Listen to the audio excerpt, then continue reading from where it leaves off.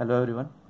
Last lecture में हमने कुछ न्यूमेरिकल्स किए थे पावर के ऊपर, पावर रिलेटेड न्यूमेरिकल्स। होपफुली आपको सब न्यूमेरिकल समझ में आए। आज हम स्टार्ट कर रहे हैं objective type questions. Actually friend, जो 10th क्लास में जो साइंस का जो पेपर आता है उसमें 20 मार्क्स के जो क्वेश्चंस हैं वो ऑब्जेक्टिव टाइप सी क्वेश्चंस होते हैं। अब इन ऑब्जेक्टिव टाइप क्वेश्चंस में 20 मार्क्स में 1 वर्ड भी आ सकते हैं, आपके फिलअप भी आ सकते हैं। तो उन्हीं जो क्वेश्चंस है उनकी एक सीरीज़ लेके आए हैं हम आज। तो इन क्वेश्चंस को हम एक बार करके देखेंगे। क्वेश्चन करने से पहले आप इस क्वेश्चन को, जो भी आपको दिखाया जाए, उस क्वेश्चन को ध्यान से पढ़िएगा, देखिए, उसको करने की कोशिश कीजिए। आफ्टर दैट आप उसके आंसर को चेक कीजिए। मैंने इधर एक्सप्लेनेशन भी दे रखा है, तो आप आसानी से इन क्वेश्चनों को कर सकते हैं। चलिए स्टार्ट करते हैं। और हाँ, जो भी आपको वीडियो पसंद आता है, और मैंने आपको पहले भी बता रखा है कि आप चैनल को सब्सक्राइब ज़रूर कीजिएगा, क्योंकि मैक्सिमम लोग चैनल को देखते हैं, वीडियो को देखते हैं, लेकिन उन्हें सब्सक्राइब नहीं करते हैं, जिसकी वजह से उन्हें नेक्स्ट लेक्चर की जो नोटिफिकेशन है वो नहीं मिल पा रहा है। तो इसलिए आप सभी सबसे पहले चैनल को सब्सक्राइब कीजिए, जिससे कि जो भी मैं वीडियो डालता हूँ उसकी नोटिफिकेशन आपके पास जल्दी से जल्दी आ जाए। तो चलिए फ्रेंड्स, स्टार्ट करते हैं पहले क्वेश्चन से। A boy record that 4000 joule of work is required to transfer 10 coulomb of charge between 2 points of a resistor 50 ohm. The current passing through it. अब देखिए फ्रेंड्स, आपको एक क्वेश्चन दिया हुआ है। देखिए, सबसे पहले बहुत आसान तरीका है क्वेश्चन करने का कि जो भी आपको डाटा दिया जाता है उसको आप क्या कर लीजिए, सबसे पहले नोट डाउन कीजिए। जैसे आपको 4000 क्या दिया हुआ है, जूल दिया हुआ है। जूल का मतलब वर्क, तो डब्ल्यू कितना दिया हुआ है हमें, 4000। उसके बाद हमें क्या दिया हुआ है, 10 कूलम क्या दिया हुआ है, चार्ज। चार्ज की यूनिट क्या होती है फ्रेंड्स, कूलम होती है। तो Q इक्वल टू कितना दे रखा है, 10 कूलम। उसके बाद हमें क्या दे रखा है, रेजिस्टेंस R कितना दे रखा है, 50 ओम। तो हमें दे रखा है W दे रखा है, हमें दे रखा है Q दे रखा है हमें, और हमें क्या दे रखा है, R दे रखा है। हमें निकालना है क्या फ्रेंड्स, करंट निकालना है। अब हमने पहले जो भी क्वेश्चंस करे हैं, या फिर हमने पीछे जो भी काम किया है, जो भी हमने लेक्चर्स दिए हैं, उनमें हमने इन सब फॉर्मूलेस के बारे में डिस्कस किया है कि कौन सा फॉर्मूला कब लगाया जाता है, किस फॉर्मूले का यूज़ कब करेंगे। तो देखिए, जब हमें W गिवन है, Q गिवन है, तो आपको एक याद है, हमने पोटेंशियल में फॉर्मूला पढ़ा था V is equal to W/Q। तो उसी फॉर्मूले का हमें क्या करना है फ्रेंड्स, यूज़ करना है। तो देखिए, W, अगर मैं बात करूँ इधर, W is equal to VQ, और जो हमारा V होता है वो किसके बराबर होता है फ्रेंड्स, IR के बराबर होता है। तो क्या आ जाएगा, W is equal to QIR आ जाएगा। निकालना क्या है, यहाँ से हमें करंट निकालना है। तो I is equal to W/QR, simple formula है ये वही फॉर्मूला यूज़ किया है हमने, है ना। तो देखिए, W की वैल्यू कितनी है, 4000 है हमारी वैल्यू। W हमारे पास 4000 है, Q हमारे पास 10 है, और R हमारे पास कितना है फ्रेंड्स, 50 है। तो हमारा आंसर कितना आ जाएगा friends, 8 ampere. 8 ampere, that means option number C is correct. तो इस तरीके से हमें क्वेश्चंस करने फ्रेंड्स। नेक्स्ट क्वेश्चन पे आते हैं। The resistance whose VI graph is given below. आपको VI ग्राफ दिया हुआ है, किसका दिया हुआ है, एक ओम्स लॉ का। आपको पता है जो VI ग्राफ है वो क्या होता है, स्ट्रेट लाइन होता है। तो फ्रेंड्स, आपसे पूछा है कि यहाँ पे रेजिस्टेंस का वैल्यू क्या आएगा। अब देखिए फ्रेंड्स, आपको जनरली नोन है कि रेजिस्टेंस का फॉर्मूला होता है R is equal to V/I। क्योंकि ये ग्राफ जो है वो लीनियर है, तो आप कोई भी वैल्यूज ले सकते हैं, आपका आंसर सही आएगा एकदम। जैसे कि मान लीजिए, अगर आप 10 लेते हैं तो 10 के इक्विवेलेंट में क्या लेंगे, 6 लेंगे। अगर आप 5 ले रहे हैं तो 3 लेंगे। तो R is equal to V/I। V कितना लिया, मान लो 9 लिया है, और I कितना लेना पड़ेगा अपन को, 15 लेना पड़ेगा। तो 9/15, इसका मतलब कितना हो गया, 3/5 इज द आंसर। या फिर आप ऐसे भी कर सकते हैं कि जो आपका हायर वैल्यू है 9 माइनस 0, जहाँ से स्टार्ट हुआ है, 9 माइनस 0/20, 15 माइनस 0 कितना आ जाएगा, 9/15 इज इक्वल टू 3/5। आप कैसे भी उसको सॉल्व कर लीजिए। जैसे आप 3/5 भी करते हैं तो डायरेक्ट आंसर आ रहा है आपका 3/5। तो इस तरीके से आप इसको निकाल सकते हैं, क्योंकि R is equal to V/I होता है ओम्स लॉ के अकॉर्डिंग। तो option number B is correct. आगे बढ़ते हैं friend. To get 2 ohm resistance using only 6 ohm resistor, the number of them required is. आपके पास 2 ओम का रजिस्टर है और आपको 6 ओम बनाना है। तो 2 ओम का रजिस्टर है आपके पास, मतलब 2 ओम का एक रजिस्टर है। आपको कितने जो रेजिस्टेंस है वो रिक्वायर्ड है 6 ओम बनाने के लिए। तो सीरीज में अगर हम सभी को कनेक्ट करते हैं तो 2 ओम प्लस 2 ओम प्लस 2 ओम, तो कितना रिक्वायरमेंट है हमें? 3 रेजिस्टेंस का रिक्वायरमेंट है। तो answer number B is correct. ठीक है फ्रेंड्स, यही एक्सप्लेनेशन है। 3 resistors of 2 ohm is required to get 6 ohm because resultant is more than individual, so that all must be connected in series। क्योंकि इनका जो रिजल्टेंट है वो ज़्यादा है, तो ज़्यादा के लिए हमें क्या करना पड़ेगा? सीरीज कनेक्टेड करना पड़ेगा। ये हम सीरीज पैरेलल में पढ़ चुके हैं। नेक्स्ट आ रहा है friend, 2 wires of same length and area made by 2 material of resistivity.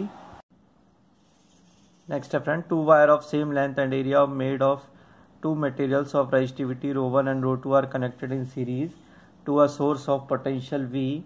The equivalent resistivity for the same area is। देखिए फ्रेंड्स, आपके पास 2 रेजिस्टिविटी दी हुई हैं 2 मटेरियल की ρ1 एंड ρ2।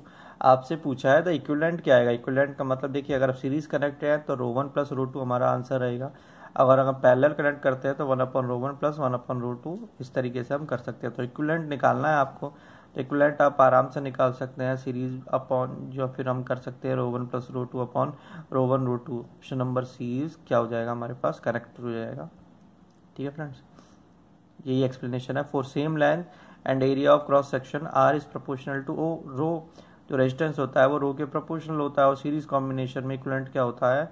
सीरीज बात करते हैं, R equivalent equal to R1 plus R2 और पैरेलल 1 अपॉन, और सीरीज जो आपका सीरीज पैरेलल हम यूज करते हैं तो 1/रो प्लस 1/रो। अगर हम इक्विवेलेंट निकाल के चलते हैं तो ρ1 प्लस ρ2 अपॉन ρ1 ρ2। इस तरीके से हमारा आंसर आता है friends. Option number C is correct. Next है friend, 2 devices are connected between 2 points A and B in parallel. The physical quantity that will remain same between the 2 point is. हमारे पास 2 point हैं ए और B, ये दोनों ही devices क्या है? हमारा पैरेलल कनेक्ट है। पैरेलल कनेक्ट है तो ऑब्वियस ही बात है, हमें पता है कि वोल्ट मीटर का कहीं ना कहीं यूज़ होना है, या वोल्टेज का ही कुछ ऐसा होना है, क्योंकि सीरीज कनेक्शन में हम क्या यूज़ करते हैं? एमीटर यूज़ करते हैं। अब देखिए, 2 पॉइंट्स हैं ए और बी, उनके बीच का पैरेलल कनेक्शन है। कौन सी फिजिकल क्वांटिटी सेम रहेगी? तो आपको पता है कि पैरेलल कॉम्बिनेशंस के अंदर जो वोल्टेज होता है वो हमेशा क्या रहता है फ्रेंड्स? सेम रहता है। तो option number B is correct. Next आता है friend, the least resistance obtained by using 2 ohm 4 ohm 1 ohm and 100 ohm is. अब देखिए फ्रेंड्स, आपसे लीस्ट रेजिस्टेंस पूछा है, सबसे कम रेजिस्टेंस किसका रहेगा इन चारों में से? तो देखिए, लीस्ट रेजिस्टेंस होता है बिल्कुल कम रेजिस्टेंस, किसका रहेगा? 1 ओम रहेगा, लेस देन 1 ओम। क्योंकि in parallel combination the equivalent resistance is smaller than the least resistance used in the circuit. Parallel combination के अंदर जो इक्विवेलेंट रेजिस्टेंस होता है वो हमेशा कम होता है, किससे? लीस्ट रेजिस्टेंस से। ठीक है फ्रेंड्स, नेक्स्ट है, if R1 and R2 be the resistance of filament of 40 watt and 60 watt respectively operating 220 volt, then ये आप सॉल्व भी कर सकते हैं। आप इस क्वेश्चन को आप रफ कॉपी में देखिए, R1 आपको दिया हुआ है 40, R1 और R2 आपके 2 रेजिस्टेंस है, जिसका पावर दे रखी है आपको P1 40 है और P2 कितना है? 60 वाट है। वोल्टेज दिया हुआ है 220 वोल्ट। आपको रिलेशन निकालना। तो देखिए, P is equal to V square upon R, ये हम पीछे पढ़ चुके हैं। तो अगर हम यहाँ से R की वैल्यू निकालते हैं तो वी स्क्वायर अपॉन P बनती है। तो वी स्क्वायर अपॉन P किसके लिए बन जाएगा? इसके लिए बन जाएगा, R1 के लिए, और R2 के लिए क्या हो जाएगा? वी स्क्वायर अपॉन P ही हो जाएगा। पहले वाले के लिए हम कितना लेंगे? 40 वाट लेंगे P, दूसरे वाले के लिए कितना लेंगे? 60 वाट लेंगे। दोनों का रिलेशन निकाल लेना, आपको पता चल जाएगा। आंसर क्या आ जाएगा friend? R2 is less than R1, that is option number B is correct. आगे चलते हैं। Calculate the current flowing through 10 ohm resistor in the following circuit. आपको क्या करना है फ्रेंड्स? आपको क्या करना है? 10 ओम का रेजिस्टेंस आपको दिया हुआ है। देखिए, ये 10 ओम का रेजिस्टेंस है, इधर ही सर्किट बनाया हुआ है, जिसमें 20 ओम है, 10 ओम है, 5 ओम है, 6 वोल्ट का बैटरी लगाया हुआ है। ठीक है फ्रेंड्स, अब आपसे क्या पूछा है? आपको करंट निकालना है, किसमें? 10 ओम में। ओनली 10 ओम में अगर आपसे पूछा गया है तो I इज इक्वल टू क्या फॉर्मूला होता है? I is equal to V upon R formula होता है। वी कितना है फ्रेंड? 6 है। आर कितना लेना है हमें? 10 लेना है, क्योंकि 10 ओम पूछा है। अगर मान लो हमसे 20 ओम पूछता तो हम कितना लेते? 20 लेते। तो इसमें हम क्या लेंगे? I is equal to V upon R. 6/10 कितना आ जाएगा? 0.6 एम्पियर। 0.6 मतलब option number B is correct. Next है friend, 2 resistors are connected in series gives an equivalent resistance of 10 ohm. When connected in parallel gives 2.4 ohm. Then the individual resistances are।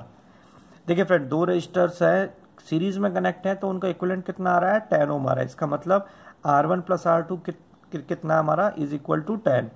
और उसी तरह 1/R1 plus 1/R2 कितना है 2.5। तो अगर इसकी क्या है जो क्वाड्रेटिक इक्वेशन के रूप में इसका बनेगा और क्वाड्रेटिक इक्वेशन आप सॉल्व कर सकते हैं। उसके बाद आपका